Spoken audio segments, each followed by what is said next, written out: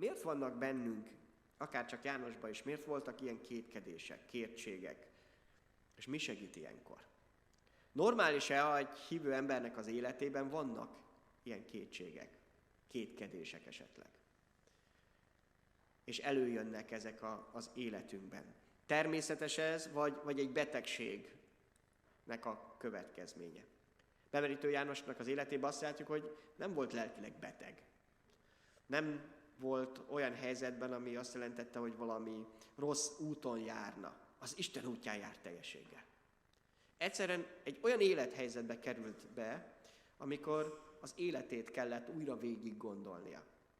És itt meg kell értenünk, hogy Isten egy teljességet adott nekünk, abban is, hogy test, lélek és szellem vagyunk, van érzelmi, értelmi, akarati részünk, és amikor arról beszél, hogy mi a legnagyobb dolog az életünkben, hogy szerethetjük az Urat teljes szívünkből, teljes lelkünkből, teljes elmény, mindenünkből, akkor a hitünk is ezt jelenti, hogy az egész lényünket átöleli.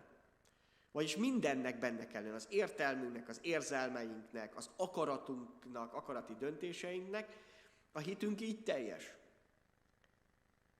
De vannak helyzetek, nehézségek az életedben, akár betegség, vagy akár különleges próbatétel, amikor megborulhat ez. Lehet, hogy az érzelmeink kuszálódnak össze. Lehet, hogy akaratunk lesz gyengébb egy időszakban. De lehet, hogy éppen az értelmünk nem tud valamit fölfogni, és minden ilyen időszakban lehet, hogy hitkrízis is, hitpróbatétel is lesz az életünkben, és igen, kétségek is előkerülnek az életünkben ilyenkor. Majdnem azt lehet mondani, hogy ez velejárója a hitéletnek. Ezek próbatételek is, amik nem bűnöknek a következményei lesznek, hanem egyszerűen arra, hogy hogyan reagálunk a környezetünkre. Ne engedd meg, hogy az ördög ilyenkor, bármilyen helyzetben is, azt mondja, hogy attól, hogy ezek a kétségek, kételkedések a szívedben előkerültek, akkor te már értéktelen lennél, pedig ez még csak az első reakció egy nehézségre. Mindig az a kérdés, hogy hogyan tovább, mit teszünk. János, amikor ezek a kételkedések, kétségek ott voltak a szívében, azt olvassuk, hogy nem örlődött magába tovább ezen, hanem oda ment, vagy ott kérdezősködött, ahol a legjobb helye lett, megkérdezte Jézustól, elküldte a tanítvány, ő maga már nem mehetett el, mert börtönben volt, ezért a tanítványait küldte el, hogy megkérdezze.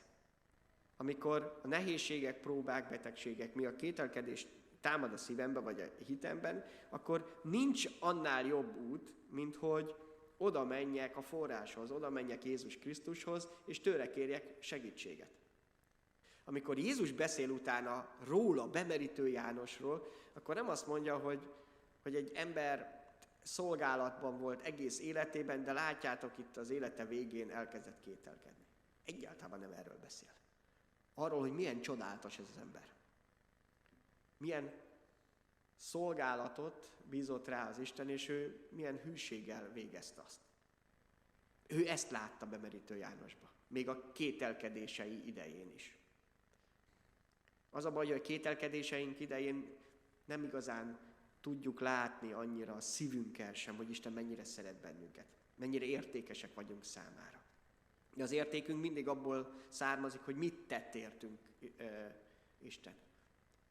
Nem az a probléma, ha kétségek támadnak a szívemben, hanem hogyha nem a forráshoz megyek, nem Istennél próbálom a megoldásokat megtalálni. Mi nem a meghátrálásnak az emberei vagyunk, hanem a hitéi. Avval, hogy bátran merjünk arra, hogy Isten még így is elfogad bennünket, így is menekülhetünk hozzá, így is kérhetünk segítséget tőle, hogy pont győzedelmes legyen az életünk.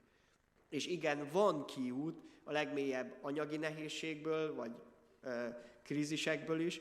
Nem biztos, hogy pont azt, amit te el tudsz képzelni, de az Isten ad megoldást. Olyan, amikor később fölállsz, és azt mondod, de jó, hogy megsegített az Úr. Kimentett engem a nehézségekből, a problémákból.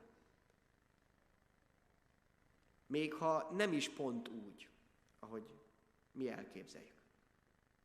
Hit az a csodálatos, hogy tudom, hogy merre haladok. Hogy az Isten van előttem, az a cél, amelyet ő tűzött elém ki.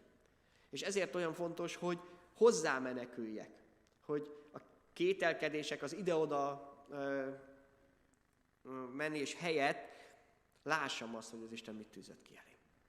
És hogy milyen erőt kaphatok benne. János a tanítványait küldte el, mert nem tudott más tenni, és milyen választ kapott rá. Azt olvassuk, hogy amikor odaértek, Jézus így válaszolt, menjetek és mondjátok el Jánosnak, amiket hallottok és láttok. Vakok látnak és bénák járnak, leprások tisztulnak, süketek hallanak, halottak támadnak fel, szegényeknek hirdetetik az evangélium, és boldog, aki nem botránkozik meg bennem. Semmi nagy dolgot nem mond most Jézus, csak az, hogy nézzetek körül. Nézzétek meg, hogy mi történik, mi az, ami valóság. Vegyétek észre Istennek a munkáját. És igen, erre van ilyenkor szükségünk. És nagyon érdekes, hogy itt embereket használ bátorításra. Éppen bemerítő János fel a saját tanítványait is. És nem Jézus megy el oda, nem közvetlenül segít neki, hanem embereken keresztül. Nagyon nagy ereje van annak, hogy megosztjuk egymás felé azt az örömünket, azt a hitünket, amit mi átélünk. És igen, a kételkedésből ez csodálatos módon ki tud bennünket hozni. Újból előre látjuk azt, hogy merre van az Úr, és azt, hogy merre tartunk mi magunk is. És még a nehézségeket is vele együtt tudjuk felvállalni. Mind ahogyan bemerítő János életében pont erre volt szükség. Megerősödjön, hogy aztán még a vértanúságot is tudja vállalni. De hát ez a bátorításnak a szolgálata. Hiszen Jézus Krisztus ezért jött el, hogy a megrepett nátszálat, ami már semmire sem jó, azt ne törje szét, hanem még azt is helyre tudja állítani. Azt a pislogó gyertyát, ami már csak füstöl, azt újra egy lobogó gyertyává tudja tenni. Boldog, aki nem botránkozik meg bennem, mondhatnánk úgy is, boldog, aki kiszabadul a kételkedésnek a csapdájából. Mert ez egy csapda lehet. Az ördög föl tudja ezt használni, még ha, ahogy említettünk, a hitünk próbájához hozzátartozik. Az a rossz, hogyha a csapdába benne ragadsz. Nem az, ha véletlenül egy csapdába beleesel. Először is az a legjobb, hogy kikerüljük a csapdákat. Hogyha egyáltalán észrevesszük, és nem lépünk bele. De mi van akkor, hogyha mégis belekerültünk? Annak minél hamarabb ki kell szabadulni. És hát a csapdákat mindig pont úgy építik meg, hogy az, aki belekerült, önmagától ne tudjon kiszabadulni. Ezért van olyan nagy szükség, hogy legyenek embereink. És mi is észrevegyük azokat, akik felé tudunk szolgálni. Hogy aztán az Isten kiszabadítsa ezeket a csapdából lévő helyzeteket, az saját életünkben is. Hogy a kétségeink, a kételkedéseink ne juttassanak el odaig, hogy nem érdemes. Nem érdemes hittel élni, vagy nem érdemes tovább menni erővel. Dehogy is nem. Csak az az egy, ami érdemes. Akár nehézségem van, vagy éppen betegségben vagyok. Ez az egy, amely a menny felé visz. Ez az egy, amit itt a földön is teljessé teszi az életedet. Lesz idő, amikor a szívünkben kétségek, kételkedések előjönnek. Nem ez a nehézség, nem az az igazi probléma, hanem az, hogy nem az Úrhoz megyünk ezzel. Mert nála van megoldás, és van szabadság a kételkedés csapdájában.